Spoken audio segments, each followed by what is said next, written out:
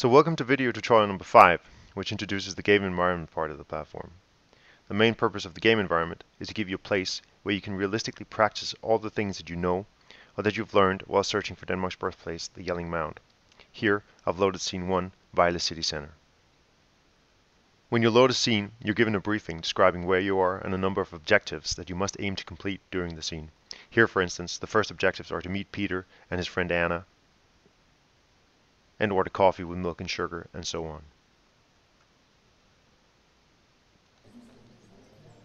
Once you begin exploring the scene, if you ever forget what you're supposed to do, you can always call up the list of objectives by clicking on objectives. As you can see, there's a small square next to each objective. Each time you fulfill one, it gets a check mark. A bit of advice here is to try and complete the objectives in the sequence that they're listed. You can move around the scene either by pressing the arrow keys or by using the WASD keys. W moves you forward, S backward, A looks to the left, D looks to the right. You can also hold down Shift while moving forward, and Bob will run. And by moving the mouse, you can look up, down, or sideways, and by moving the scroll button on the mouse, you can zoom in and out.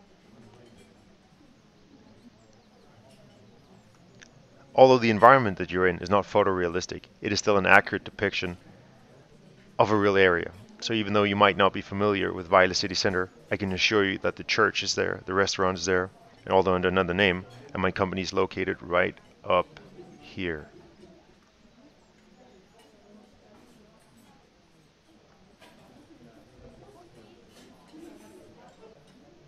So my first objective is to find Peter and Anna, and I happen to know that they are over here by the cafe. In order to talk to a person in the game, I left click on them and get the talk or exit option. Here I press talk, then Peter greets me, and then it's my turn to respond. The aim here is to have a natural flow in the conversation, so let me just exemplify this by showing you how. Hi Bob. Hi Peter.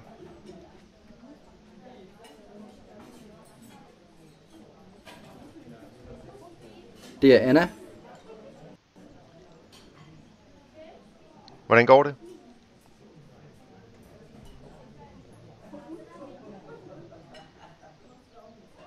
Det går fint, tak. Hvad med dig? Det går fint, tak.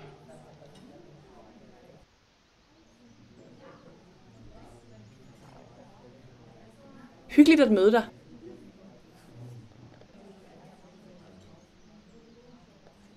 I lige måde.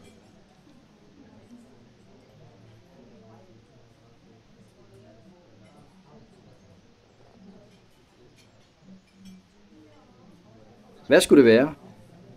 Jeg vil gerne bede om en dansk vand.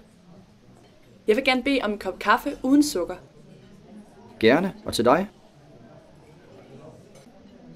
All the options concerning what you can say in the game environment are taken from what you've learned in the skill builder section.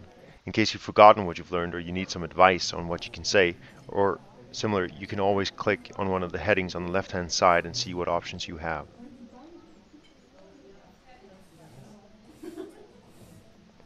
Every time you want to respond or say something, you press record, say what you have to say, and press record again.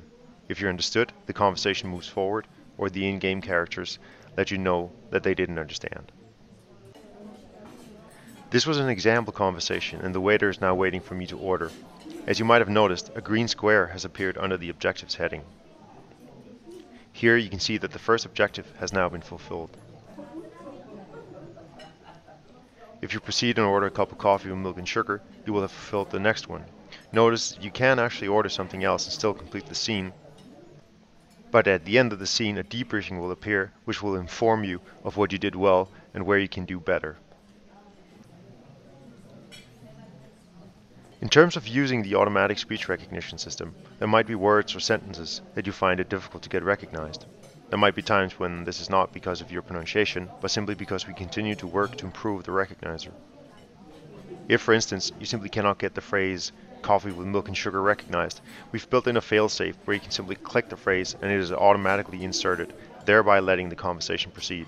Obviously, the goal is to talk your way through the scene, not click it. Okay. Du taler dansk? As you can see here, we've also built a cultural aspect into the scenes where, when you meet people, you have to decide whether to shake hands with them or hug them depending on the situation. This feature is as yet not fully developed, and therefore you can both shake hands with and hug any person that you meet.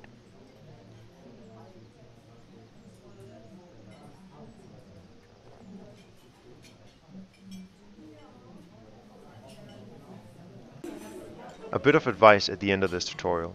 In terms of scene functionality, notice you can expand to full screen here.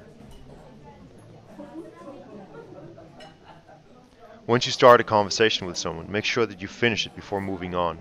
Here I continue talking to Anna, and then I have to go to the kiosk on the other side of the street to buy some items. Once I've done this, the scene is finished, and a debriefing will appear summing up good and bad things.